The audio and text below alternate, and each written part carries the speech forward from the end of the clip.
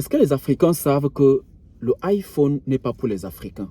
Sinon, expliquez-moi comment et pourquoi est-ce que le iPhone doit coûter en Afrique 3 fois le prix du iPhone en Amérique? C'est quand même ahurissant. Parce que le iPhone, il sort, il coûte 3 fois plus cher. Normalement, le iPhone, il n'est pas fait pour les Africains. Le iPhone ne devrait même pas aller en Afrique sous ces conditions. Parce que sinon, est-ce que vous comprenez pourquoi est-ce que le iPhone qui sort, là on a le 16 qui est sorti, il coûte 3 fois plus cher ou 2 fois plus cher en fonction des pays en Afrique qu'en Amérique. Alors même que le pouvoir d'achat est plus élevé en Amérique. Alors, est-ce que c'est toujours une question politique? Parce que après, qui fixe les prix? Comment ça arrive en Afrique? Comment ça se passe? Les prix sont 2 fois plus chers que là où le pouvoir d'achat est plus élevé. Je vais essayer de vous expliquer ça avec les prix, les détails, avec les nouvelles sorties. Et puis, on pourra faire une petite brèche sur Canal Plus aussi qui a les mêmes problèmes. Les Africains souffrent aussi des mêmes problèmes, ils dénoncent aussi. Et on va voir qu'est-ce que les Africains sont même censés faire. Est-ce que le plus important, c'est de dire boycotter le iPhone, achetez plus le iPhone, ne faites plus ça. Ou alors l'idée est ailleurs. Ou alors la réflexion, elle doit être ailleurs. Je vous explique tout cela en détail et avec les prix et avec les preuves. Ok? Donc, restez avec nous. Ça se passe dans un très court instant. À tout de suite.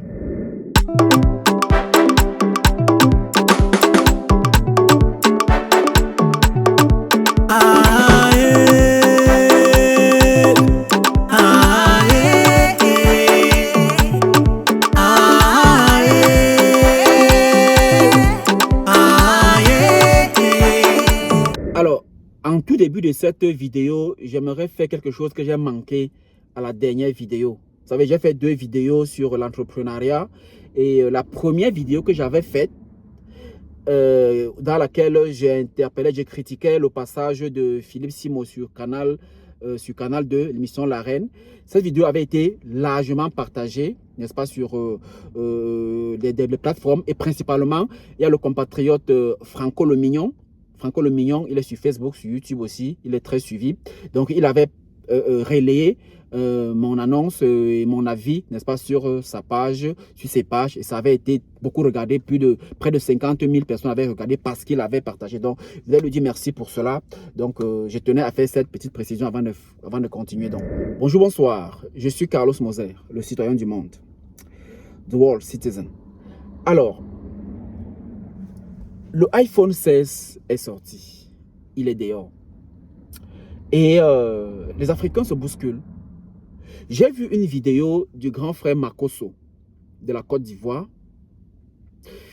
qui disait clairement que les Africains ne doivent pas acheter le iPhone. Vraiment, c'est n'importe quoi. Ça coûte cher. Pourquoi dépenser 2 millions pour acheter un iPhone alors que l'Afrique doit se développer? Bon, je mélange un peu, hein. D'autres personnes ont mis en commentaire alors que l'Afrique doit se développer et tout et tout. Vraiment, il faut boycotter, il faut boycotter, il faut boycotter. Est-ce que boycotter, c'est le problème? Est-ce que boycotter, c'est la solution? Voilà. Est-ce que boycotter, c'est la solution? Moi, je dis non. Nous, Africains, nous avons toujours ce problème de faire le diagnostic et de donner le mauvais médicament. C'est-à-dire que quelqu'un vient, la personne est malade, on fait le diagnostic, on voit le diagnostic, on voit bien la cause de la maladie. Mais au moment de guérir, on donne le mauvais traitement. Alors, voici mon iPhone, le nouveau. Bon, ça c'est le mode d'emploi et tout, comment avec Spectrum.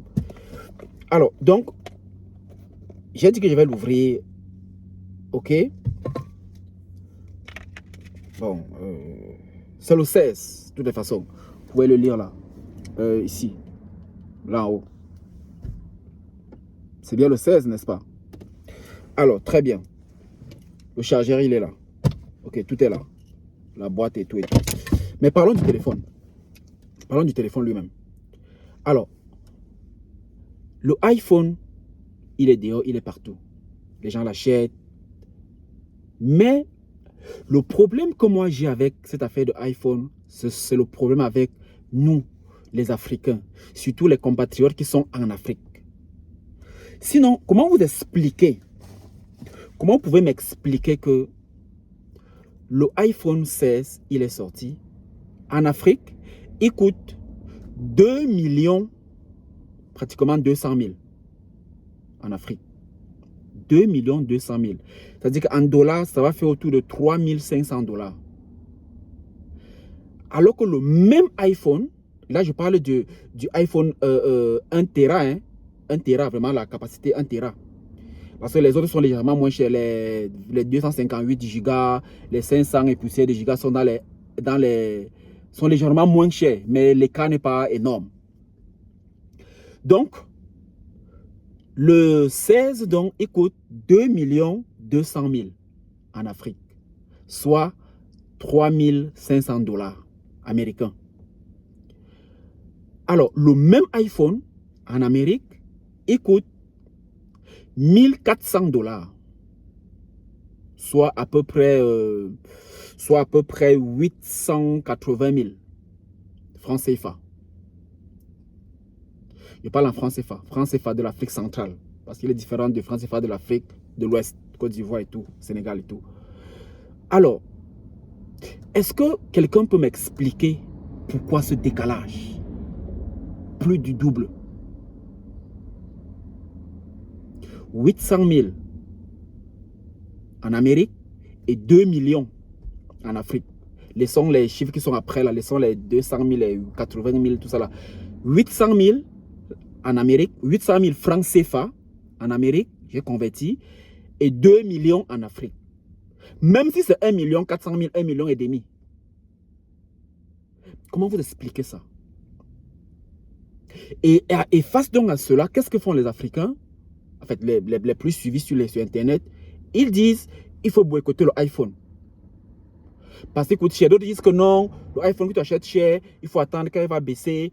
Ou alors, il faut laisser parce que là, les 2 millions, ça te permet d'acheter plutôt un terrain et de construire tout. Je suis d'accord avec ça. Sauf que, lorsque le iPhone sort et vous prenez de telles initiatives, de telles décisions, vous avez diagnostiqué qu'il coûte cher. Maintenant, comment résoudre le problème? Vous avez laissé la résolution du problème, vous allez plutôt attaquer autre chose. Regardez Facebook. Quand Facebook est sorti, à l'époque, je suis sur Facebook depuis peut-être 2000, depuis 2000, hein? 2000, 2001, 2002, comme ça, que j'ai un compte Facebook. Alors, à l'époque, quand Facebook est sorti, Facebook a commencé à prendre les gens qui, vous savez, quand vous vous abonnez quand vous créez un compte sur Facebook, vous donnez ce nombre d'informations, votre localisation, votre nom et tout, votre âge, et Facebook utilise ces informations-là. Parce que sinon, posez-vous la question, comment Facebook fait pour s'en sortir avec tout ce que vous faites là. Donc les gens savent déjà ça. On pourra faire notre vidéo sur ça pour vous expliquer. Ok? Alors, Facebook donc a dans ces informations, et Facebook les vend. Et à l'époque, donc, Facebook vendait ces informations et réussissait à se faire de l'argent parce que les gens venaient payer, mettre les pubs sur Facebook. Et quand on regardait une vidéo, elle se coupait comme celle-ci. Elle peut se couper même 2-3 fois. Facebook introduit une publicité, même YouTube. L'Amérique a interpellé Facebook, c'est-à-dire que le gouvernement, les autorités, disons les autorités de manière générale, et on dit à Facebook, non, vous ne pouvez pas gagner de l'argent et les gens chez qui vous prenez les informations, eux, ils ne gagnent pas de l'argent. D'où donc est venue la fameuse monétisation. Aujourd'hui, tout le monde gagne avec la monétisation. Chacun gagne un peu en fonction du pays où il est et comment il fait ses contenus. Voilà le iPhone aussi qui est sorti. Je vous assure que ce iPhone ne peut pas être vendu en Amérique à 3 400 $ comme il est vendu en Afrique. Parce que s'il est vendu comme ça, ce qui va se passer, c'est que quelqu'un va sciemment aller l'acheter, prendre le reçu et porter plainte à iPhone. Mais comme iPhone sait qu'ils sont en Amérique, ils sont sur un terrain risqué. Ils doivent respecter les règles, respecter les citoyens, respecter les droits de chacun. Alors ils réfléchissent mieux et vendent ça à un prix raisonnable. Le prix qu'ils peuvent expliquer même s'ils sont devant la barre. Alors comment donc ils récupèrent là? Comment donc ils font pour gagner plus? Une fois en Afrique, où ils savent que c'est les Boulganjanga là-bas, c'est Moewondo. Le laisser aller, il y a le laisser aller. Là-bas donc, ils mettent donc les prix astronomiques. Les gens vont dire que non, il y a les grossistes qui achètent, et puis il y a les semi-grossistes. Quand tu payes à 2 millions, c'est le dernier détaillant. Sauf que, quand on contrôle un marché, on tient compte du dernier détaillant et on lui impose le prix. Parce que c'est l'image de iPhone, in fine. À la fin de la journée, c'est l'image de iPhone qui est ternie. Parce que iPhone, lorsqu'il a fini de livrer, ils doivent dire que le dernier acheteur ne doit pas dépasser la barre de 900 000, par exemple, francs CFA. C'est vrai. On va te dire que non, ça va baisser. C'est comme ça pour le début, après ça va baisser, ça va être même à 100 000 et tout et tout. Pourquoi les Africains, ils doivent attendre que ça baisse avant d'acheter? Pourquoi on ne donne pas une fois un prix raisonnable comme il est partout dans le monde entier?